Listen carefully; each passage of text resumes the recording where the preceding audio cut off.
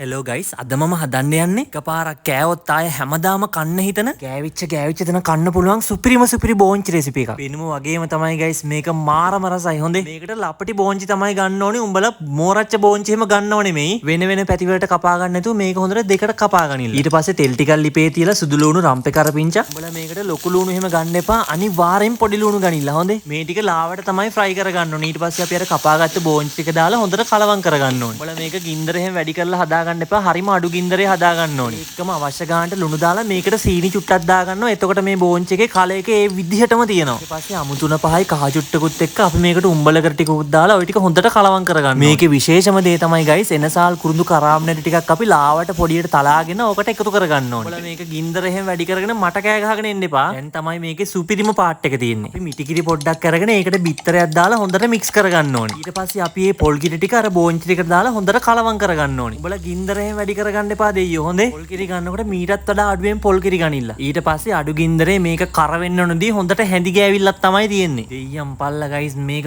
මාර රස රෙසිපි එකක්. මේක පොඩි ළමයි එහෙම ඉල්ල කන්නේ. ටිකක් වෙලා කලවම් කරද්දී බෝංචි එක ඔන්න ඔය ගානට එනවා. එන්නේ වෙලාවදී අපි හොඳට ගම්බිරිස් ටිකක් එකතු කරගන්න ඕනේ. උඹලට මං හදන හින්දා කියනව නෙමෙයි මේක ඒ තරමට රසයි. පොඩි ළමයිට එම හදලා දීහල්ලකො මේක ආසාවෙන් කන්නේ. ඔන්න ඔය ගානට සම්බෝල වගේ වෙන්න හින්ද ගන්නත් පුළුවන්. නැත්තම් උකුවට තියාගන්නත් පුළුවන්. හොඳේ උඹලා කැමති විදියට හදාගෙන කාලා. බෝංචි එක ඔන්න ඔය වගේ ලස්සනට ආවට පස්සේ ගයිස් අපි ඔය වළඳෙම බෝංචි එක තියාගන්නේ. හරිම ඉක්මනට අපි වෙන භාජනයකට ඕක දාගන්න ඕනේ. නැත්තම් එහෙම වළඳ රසනට මේක තවත් තැම්බෙනවා. මේ බෝංචි එක හැදුවේ බබෙක් හම්බෙන්න ඉන්න අක්ක කෙනෙක්ට. උඹලා විශ්වාස කරනවා නම් විශ්වාස කරපළා මේක ඒ තරමටම රස රෙසිපි එකක්. තව මේ වගේ රෙසිපි ඕන නම් මාව ෆලෝ කරගෙන තියාගනින්න. එහෙනම් හදාගෙන කාහල්ලා මයි යනවා.